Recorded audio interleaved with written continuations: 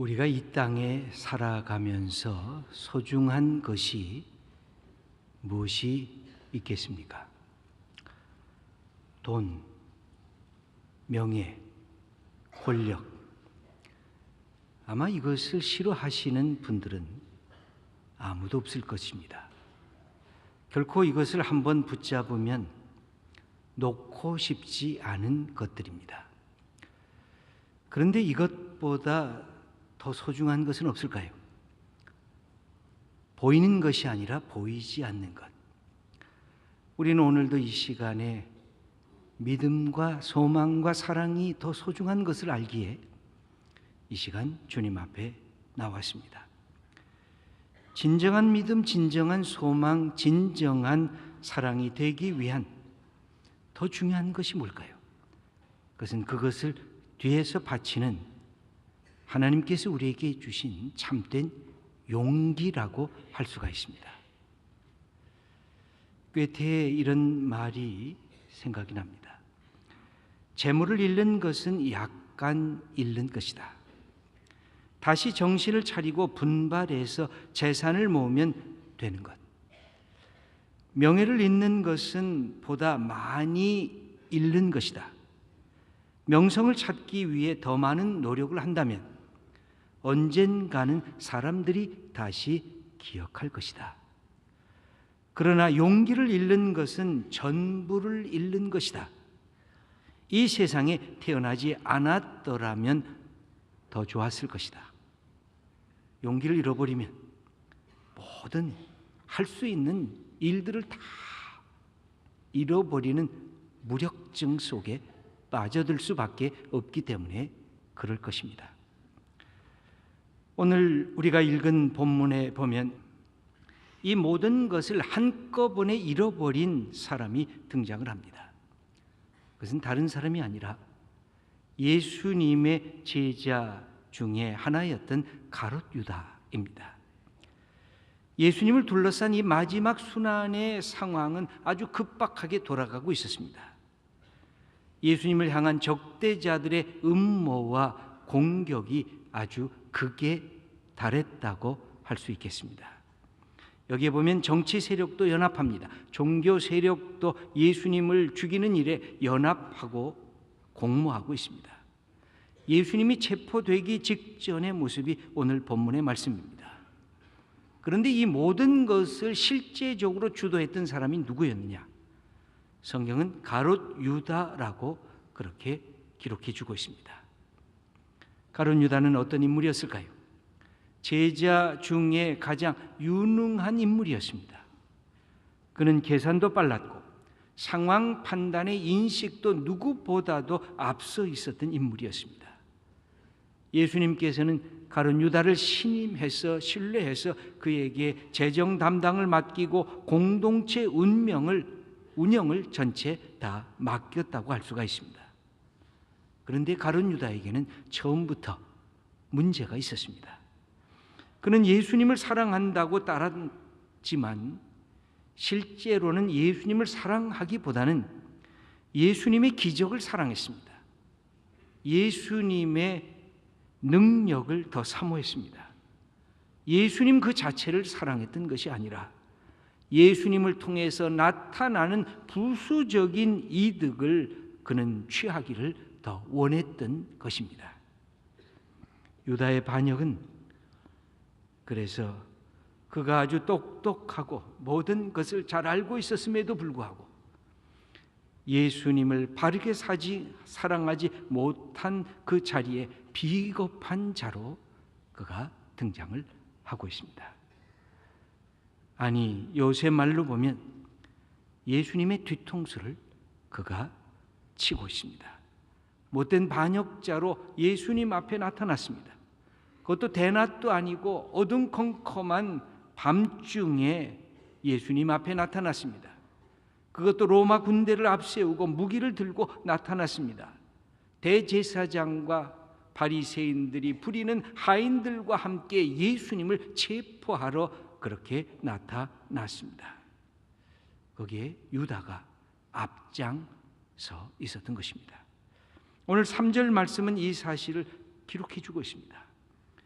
유다가 군대와 대제사장들과 바리새인들에게서 얻은 아랫사람들을 데리고 등과 횃불과 무기를 가지고 그리로 오는지라.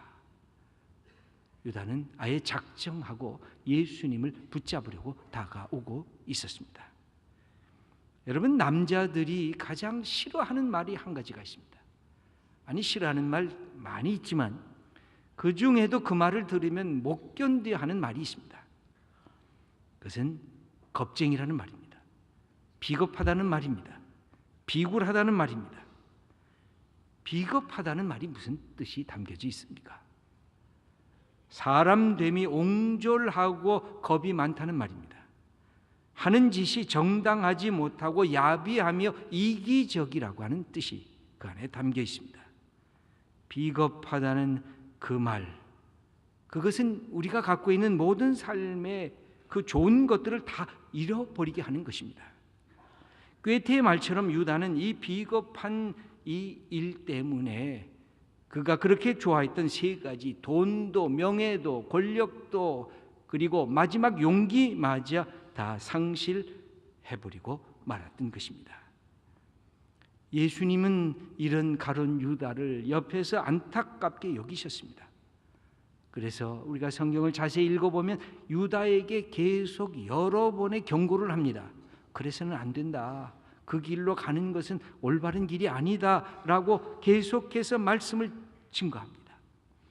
마태복음 26장 24절을 보면 이렇게 예수님의 말씀이 기록이 되어 있습니다. 인자는 자기에 대하여 기록된 대로 가거니와 인자를 파는 그 사람에게는 화가 있으리로다. 그 사람은 차라리 태어나지 아니하였더라면 제게 좋을 뻔하였느니라.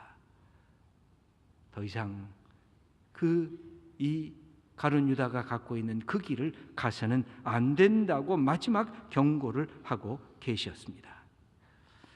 이런 가룟 유다와 또 대비되는 인물이 오늘 본문에서 나타나고 있습니다.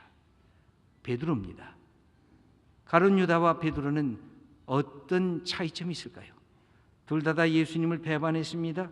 둘 다 예수님의 가는 길을 막아서게 됐습니다.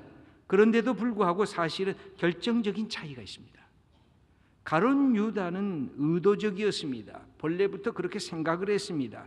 계획을 세워가지고 예수님을 붙잡고 예수님을 넘어뜨리려고 했습니다. 그러나 베드로는 그렇지는 아니했습니다. 의도적이지 아니했습니다. 그 위기 속에서 충동적으로 예수님을 거절했습니다. 베드로는 예수님을 배반하긴 했지만 마지막 순간까지 예수님을 어떻게 하든 뒤를 따라보려고 애를 썼습니다. 예수님이 어느 날 내가 고난을 받아야 되겠다, 내가 죽음의 길을 가야 되겠다 하는 그 말씀을 들었을 때 펄쩍 뛰었습니다. 말도 안 돼요. 지금까지 잘해 오셨는데 왜 순환을 받으셔야 됩니까? 그 말을 들으면서 예수님께서는 베드로에게 닥칠 위기를 설명을 하십니다. 내가 오늘 밤 닭울기 전에 3번 나를 부인하리라. 베드로는 말도 안 됩니다. 내가 비록 예수님께서 순환받기를 원하지는 않지만 주님이 순환받는다면 나도 순환받겠습니다. 내가 죽을지언정 주님을 결코 배반하는 일은 없을 것입니다 하고 그렇게 외쳐댔습니다. 여러분, 베드로가 가짜로 얘기했을까요? 저는 베드로의 마음이 진심이었다고 생각합니다. 정말 예수님을 사랑했습니다. 예수님을 위해서 자기의 생명까지도 내놓을 용기까지 가졌던 인물이었습니다. 무엇을 보면 우리가 알 수 있느냐면 오늘 본문을 보면 그 유대 하인들이 몽치와 횃불을 들고 나왔습니다.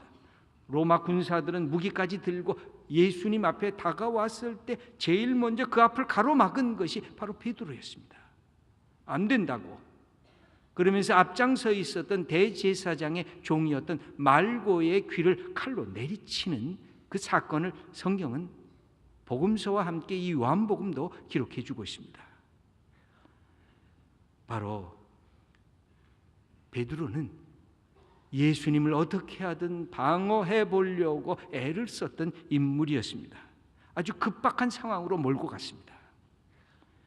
그러나 예수님은 이 길이 하나님의 뜻이 아니라고 여겨서 베드로를 향해서 다음과 같이 말을 합니다.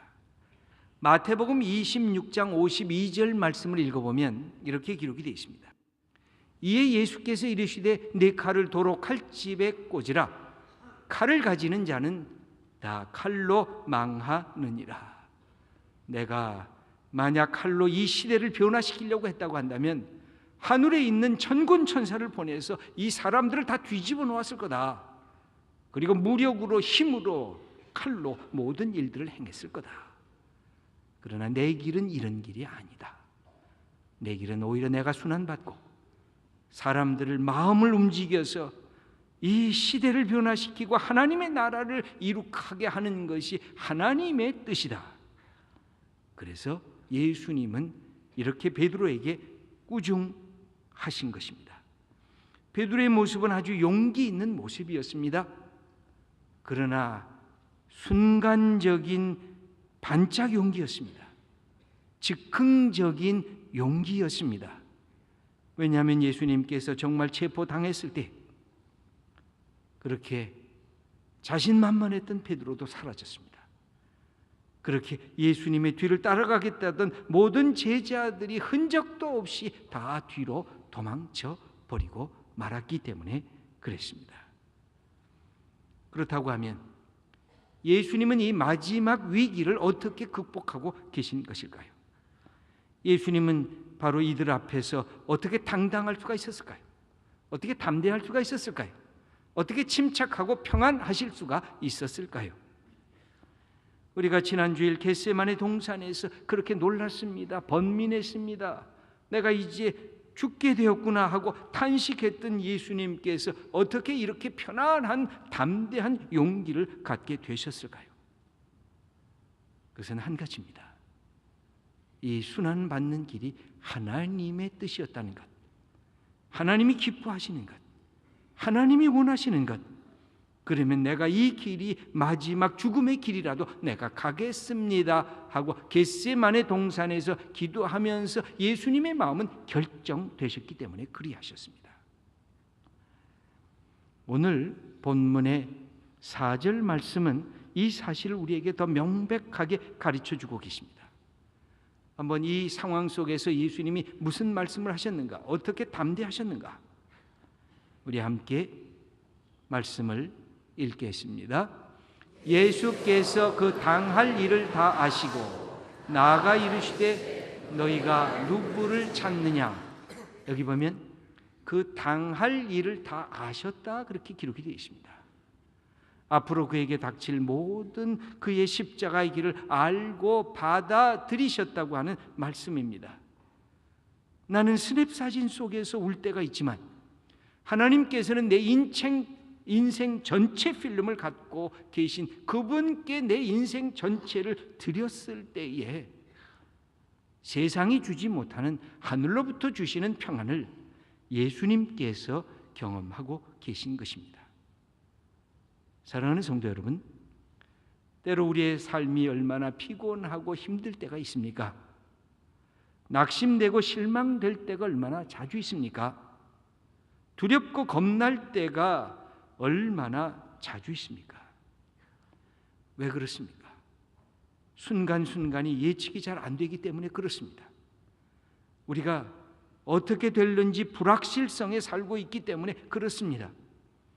우리가 하루의 스냅사진 때문에 울고 거기서 탄식하는 우리의 모습이 얼마나 많이 있습니까? 그때마다 우리는 근심과 걱정으로, 때로는 화가 나서 분노하면서 잠을 이루지 못하는 그 밤을 지새게 됩니다. 그리고 아침에 일어나서 거울로 내 얼굴을 보면 내 스스로 봐도 한심합니다. 눈초리가 사나워졌습니다. 아니, 두려움에 떠는 것 같습니다. 비겁한 눈망울이 겁을 먹고 있습니다. 그러할 때 우리는 어떻게 됩니까? 두려워하게 되면 자기가 비겁한 것, 두려움을 감추면 감출수록 사람이 움츠러듭니다. 쭈그러듭니다. 아니 이것을 다른 사람 앞에서는 이것을 내가 보여주기 싫어서 내 속에 방어 기제가 작동하기 시작합니다. 그래서 내가 먼저 두려움을 갖기 전에 남을 먼저 비난하고 협박하면서 남이 먼저 두려움을 갖게 만드는 것입니다. 비정상적으로 사나워지는 것, 비정상적으로 사람들을 비난하고 협박하는 것, 거기에는 자기의 두려움을 방어하려고 하는 그런 못된 모습이 안에 담겨져 있는 것입니다. 여러분, 우리가 다시 생각해 봅니다. 믿음이란 뭘까요? 나를 사랑하시는 하나님께, 내가 사랑하는 하나님께, 그분이 내 인생의 스냅사진이 아니라 전체 필름을 갖고 있다고 그분에게 믿고 그분을 의지하며 그분을 받아들이는 것, 그게 믿음이 아닐까요? 믿음이란 진정한 용기가 있는 사람이 행하는 것이 믿음입니다. 믿음은 연약해서 믿는 것이 아니라 믿음은 정말로 용기가 있어서 하나님을 내 하나님으로 받아들이는 것입니다. 여러분, 고난하면 구약 성경을 읽을 때마다 누가 떠오르는 사람이 있습니다. 바로 욥입니다. 욥은 자기 인생이 망가지는 것을 경험하면서 너무 슬펐습니다. 하나님마저 나를 떠나고 하나님마저 나에게 관심이 없는 것 같이 여겨져서 너무나 외로웠습니다. 자녀도 자기 앞에서 죽어갔습니다. 그런 모습을 보면서 아내가 욥을 향해서 말합니다. 당신 믿는 하나님이 도대체 어디 있느냐고, 당신도 하나님을 욕하고 그냥 죽어버리라고. 그러면서 욥을 떠나갑니다. 그렇게 좋은 친구들도 와서 며칠 동안은 함께 위로하고 함께 울어주더니 그 다음 다시 욥을 공격하기 시작합니다. 욥을 이해하지 못합니다. 욥은 이제 모든 것이 귀찮아졌습니다. 사는 것도 괴로웠습니다. 그냥 죽고만 싶었습니다. 그래서 욥의 글을 읽어보면 욥기 3장 3절에 욥은 이렇게 탄식하면서 하나님께 그렇게 아뢰고 있습니다. 내가 난 날이 멸망하였더라면, 산의 아이를 베었다 하던 그 밤도 그러하였더라면, 그날이 캄캄하였더라면, 하나님이 위에서 돌아보지 않으셨더라면, 빛도 그날을 비추지 않았더라면 얼마나 자기의 생이 고통스러우니까 이 날이 저주를 받고 아예 없어져서 나라고 하는 존재 자체가 이 땅에 이 생을 살지 아니했더라면 얼마나 좋을까. 이런 고난의 탄식을 쏟아냅니다. 사랑하는 성도 여러분, 이만큼의 고난 속에 들어가져 있습니까? 우리는 조그만 고난도 너무 빨리 슬퍼하고 너무 빨리 탄식하지는 아니하십니까? 이 욥은 이 고난 속에서 어떻게 이것을 이겨나갈 수가 있었을까요? 욥은 하나님의 말씀을 듣게 됐습니다. 하나님의 음성을 듣게 됐습니다. 하나님께서 자기 앞에 음성을 말씀하시면서 다가오셨습니다. 그 말씀만 듣고서 욥의 문제는 해결이 됐습니다. 나는 하나님 나를 버린 줄 알았어요. 하나님 나를 지켜보지 않는 줄 알았어요. 하나님은 눈 감고 있는 줄 알았어요. 근데 하나님이 그동안 나를 지켜보고 계셨군요. 그 한 가지 깨달음 때문에 욥의 억눌렸던 모든 마음이 풀려지기 시작했어요. 아직도 고난 속에 있어요? 그러나 하나님, 내가 하나님을 귀로만 들었더니 이제는 눈으로 보고 있군요. 그 모든 고난의 질문들, 그것이 다 사라졌습니다. 하나님께서 내 인생의 전 필름을 갖고 나를 지켜보고 계셨다는 그 사실을 알고 그는 다시 회복되기 시작한 것입니다. 여러분, 오늘 이 시간 예배 드릴 때 하나님의 말씀 앞에 섰습니다. 하나님께서 우리에게 가르쳐 주십니다. 나는 네 인생의 스냅사진이 아니라 네 인생의 전체 필름을 갖고 너를 지금까지 지켜보고 있다. 내가 내 사랑하는 아들 예수 그리스도를 저 십자가의 고난 간 것, 내가 그냥 그대로 바라보는 것, 이유는 바로 너를 사랑하는 하나님의 사랑 때문이라고 우리들에게 가르쳐 주고 계십니다. 사랑하는 성도 여러분, 우리에게 주신 삶의 안타까움과 우리가 당하고 있는 그 고난과 고통의 자리를 어쩌면 아무도 이해할 수 없을는지 모릅니다. 그때 하나님께 조용히 아뢰고 하나님의 말씀을 듣기를 바랍니다. 예수님께서도 이를 확인하고 계신 것입니다. 오늘 4절 말씀 제가 다시 한번 읽겠습니다. 예수께서 그 당할 일을 다 하시고 죽음의 길을 다 하시고 나아가 이르시되 너희가 누구를 찾느냐? 내가 바로 예수다. 너희가 찾는 나사렛 예수가 바로 나다 하고 내가 그니라 하는 말씀을 5절과 8절에 연속해서 2번 그들에게 말씀하고 있습니다. 그들은 그 말씀을 듣고 당혹해서 이 무릎을 꿇고 머리를 숙이게 됩니다. 그 말씀이 무슨 말씀일까요? 하나님이 당신 자신을 표현할 때 쓰는 말입니다. 영어 성경을 보면은 I am 하고 나다라고 하는 그 표현입니다. 이것을 헬라어 말로 표현하면 에고 에임이라고 하는 나다라고 하는 그 표현인 것입니다. 바로 그것은 예수님이 당신 자신이 누구인지 알고 계셨고 당신의 가야 할 길을 알고 계셨다는 말씀입니다. 11절 말씀도 이 사실을 우리에게 확인해 주십니다. 예수께서 베드로더러 이르시되 칼을 칼집에 꽂으라. 아버지께서 주신 잔을 내가 마시지 아니하겠느냐. 아버지가 주신 잔, 이것을 예수님은 사명으로 아셨습니다. 고난보다 사명이 더 크셨습니다. 다가올 죽음보다 하나님의 주신 하나님의 뜻이 더 크셨습니다. 그랬더니 예수님의 마음이 담대해지고 당당하게 그리고 평안한 마음으로 이 마지막 길을 가신 것입니다. 놀랍게 그때 예수님의 눈에 띄인 것이 있었습니다. 하나님 앞에 그렇게 담대하게 서니까 누가 보였을까요? 제자들이 보였습니다. 제자들이 염려스러웠습니다. 제자들은 아직도 알지 못하는데, 그래서 넉넉한 마음으로 제자들을 챙기시는 예수님의 사랑이 기록이 되어 있습니다. 8절 말씀 제가 읽어보겠습니다. 예수께서 대답하시되 너희에게 내가 그니라 하였으니 나를 찾거든 이 사람들이 가는 것은 용납하라. 너희들이 붙잡으려고 하는 게 내가 아니더냐? 그렇다고 하면 바로 이 사람들, 나와 함께 있었던 사람들은 그냥 가도록 내버려 두라는 것입니다. 9절은 이 사실을 이렇게 표현합니다. 이는 아버지께서 내게 주신 자 중에서 하나도 잃지 아니하였사옵나이다 하신 말씀을 응하게 하려 함이러라. 마지막까지 사랑과 배려를 갖고 예수님께서 이 돌봄과 지킴을 행하셨던 것입니다. 여러분, 우리가 어떻게 하면 이웃을 정말 사랑할 수 있을까요? 하나님 앞에 바로 서서 하나님의 주신 믿음으로 담대해지면 내가 소중한 것처럼 이웃도 소중한 줄 알게 됩니다. 그때 진정으로 이웃까지 사랑할 수 있는 우리의 삶이 열려지게 되는 것입니다. 이게 하나님의 사명을 가진 사람들입니다. 사명이란 나를 위한 것이 아니라 이웃과 공동체를 위한 것이기 때문에 그런 것입니다. 여러분, 힘이 있습니까? 돈이 있습니까? 권력이 있습니까? 높은 명예가 있습니까?